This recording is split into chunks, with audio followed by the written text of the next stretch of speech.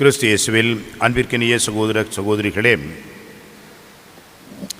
இறை ஆட்சி இதை பற்றி நிறைய கருத்துக்கள் இறையியலார், மறைநூல் வல்லுநர்கள், விவிலிய அறிஞர்கள் என்றெல்லாம் பல பேர் கருத்துக்களை தெரிவித்திருக்கின்றார்கள்.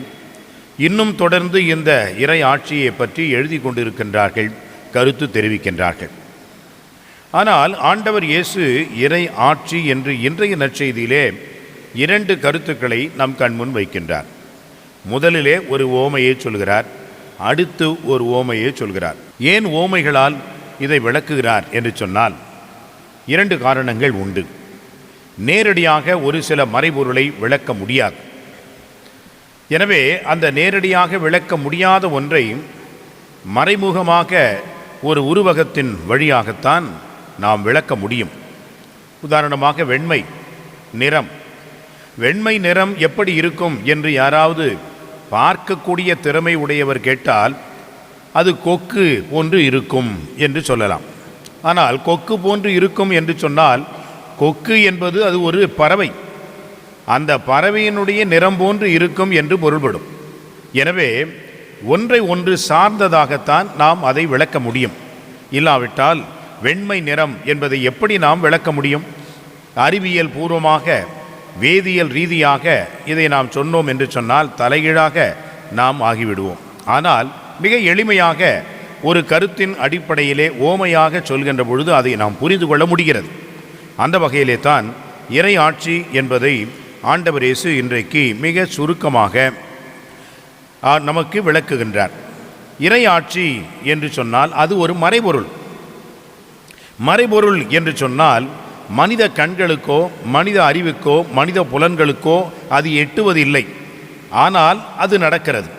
அது எப்படி நடக்கிறது தெரியல. எனவே அன்புக்குரியவர்களே, இந்த தெரியல என்ற அந்த ஒரு இடத்தில்தான் இறைவன் வருகின்றார், இறைவன் அங்கே செயல்படுகிறார் என்பதை நாம் புரிந்து கொள்ள முடிகிறது. அன்புக்குரியவர்களே, இயற்கையை பாருங்கள். அந்த இயற்கையை எடுத்துக்கொள்கின்ற உதாரணத்தை தான் ஆண்டவர் இப்பொழுது முதல் ஓமையாக சொல்கின்றார். நாம் அன்றாடம் பார்க்கின்றோம், இப்பொழுது இருட்டாக இருக்கிறது, இன்னும் சூரியன் உதிக்கவில்லை. சூரியன் ஏறக்குறைய ஒரு 6:30 மணிக்கு அளவிலே உதிக்கிறான் என்று சொன்னால் வெளிச்சம் வருகிறது. இந்த சூரியனுக்கு யார் சுவிட்ச் போடுவது? அது தானாக அது வருகிறது, தானாக அது மறைகிறது. இதையெல்லாம் யார் அமைத்தது? இதையெல்லாம் யார் சரிவர அதனுடைய அமைப்பிலே வைத்து செயல்படுகிறது என்று பார்த்தோம் என்றால் தெரியல. இறைவனுடைய அந்த அருட்கரம் இங்கே இல்லை என்று சொன்னால் நிச்சயமாக இவைகளெல்லாம் அதனுடைய வேலைகளை அதனுடைய இடத்திலே இருந்து செய்வது என்பது முடியாது. எனவே இறைவன் தான் இத்தனையும் அமைத்திருக்கிறார் என்ற உண்மையை உணர்ந்தவர்களாகத்தான் கடவுள் இந்த உலகத்தை படைத்தார் என்று முதல் நூலிலே நாம் பார்க்கின்றோம். முதலிலே எதை படைத்தார்? சூரியனை படைத்தார், ஒளியை படைத்தார். காரணம், சூரியன் தான் ஒரு நாளை உருவாக்குவதும் ஒரு நாளை முடிப்பதுமாக இருக்கின்றார்.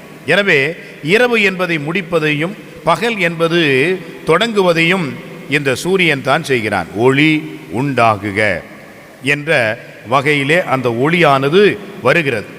எனவே அன்புக்குரியவர்களே, இந்த ஒளியை இயக்குகின்றவர் யார்? இந்த மழையை பொழிகின்றவர் யார்? இந்த நிலவை வரவழைக்கின்றவர் யார்? இந்த சீதோஷ்ண நிலைகளையும் கால நிலைகளையும் மாற்றி அமைக்கின்றவர் யார்? இந்த பனியை பொழிகின்றவர் யார்?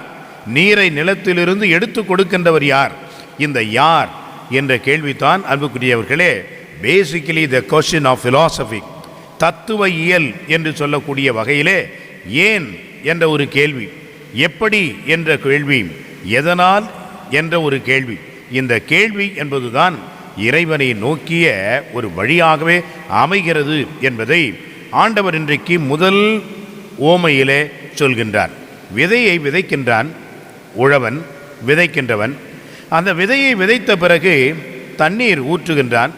அல்லாவிட்டால் தானாக தண்ணீர் என்பது மழையிலிருந்து கிடைக்கிறது, அது முளைத்து வருகிறது.